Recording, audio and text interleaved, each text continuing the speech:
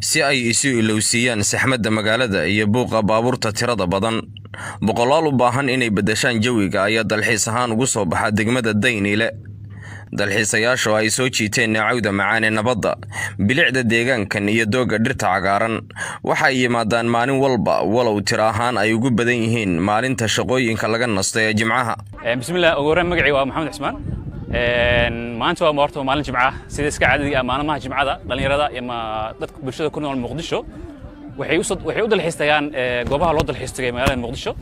halkaan waxay kamid tahay degmada Daynile oo ah goob dalxiiskeedu aad u qurxoon yahay gaar ahaan xilliyada roobka markuu doo. marka maanta oo Jimcaha aad baan u faraxsanahay inaan degmada Daynile Jimcaha wanaagsan ku qaadanayo. waxaan leeyahay Jimcaha wanaagsan dhammaan ummadda Soomaaliyeed meel walba joogaan. bismillah, magacaygu waa Habboon Axmed Cabdi.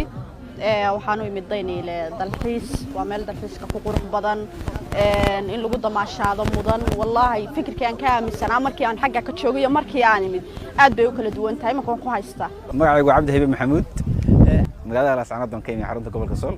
markaan xagga joogay waxaan u haystay gaar ahaan koonfur oo dhan inay crisis ka jiro, si gaar ahaan haddana marka la yiraahdo Muqdisho, si gaar ahaan haddana marka la yiraahdo degmada Daynile waan maqli jiray laakiin isma lahayn sidaasay amni u tahay oo intaas oo qof oo kala duwan dalxiisayaal caalamka dhan isaga yimid ayaa maanta ku sugan. waad aragtaa waxa baabuur taagan 500 oo kun oo gaari iyo dad oo kala ka badan baa jooga. intaasna waxay u yimaadaan dalxiis wadadana saqoon xataa laakiin Soomaalida ka dhaqayso degmo baaxad weyno. waa goor dambe oo habeen ah waxaana goobtan ku sugan mas'uuliyiinta sarsare ee degmada, mas'uuliyiin ka socda gobolka Banaadir iyo dawladda federaalka ah ee Soomaaliya.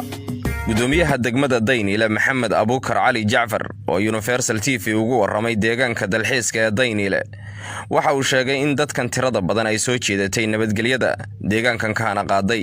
deegaankan waa deegaan iska qurux badan oo u jeeda cidaan arkana ayadaaba jeclaysan doonto inay soo fiiriso timaado meeshan ay aragto.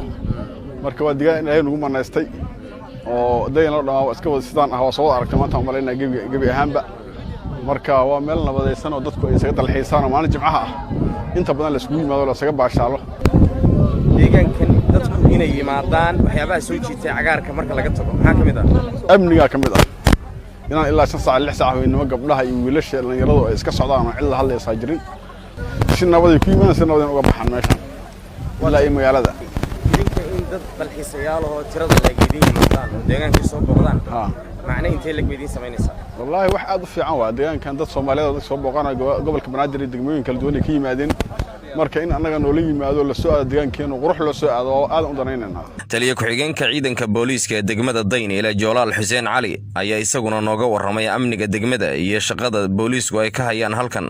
sadarkiisaanba ilaa degmooyinka iyo xuduudda la wadaagto inta ka dhaxaysa waa isla soo marnay. ciidamadana wax walba way degan yihiin, kuwa gaafmeerahoo dheeriyahoo ka shaqeeya ka hortagga. sadarkiisiinba hadda waxaa joogtaa degmada Daynile meelaha ugu dambeeya meel ka mid ah, waana xilli habeen waa dareemi kartaa amnigeeda inuu 100% yahay. inta dhiman ilaahan ka rajaynaynaa in ayadana ku guuleysano. aad ay u dadaalayaan ciidanka degmada Daynile iyo maamulka iskaashanaya.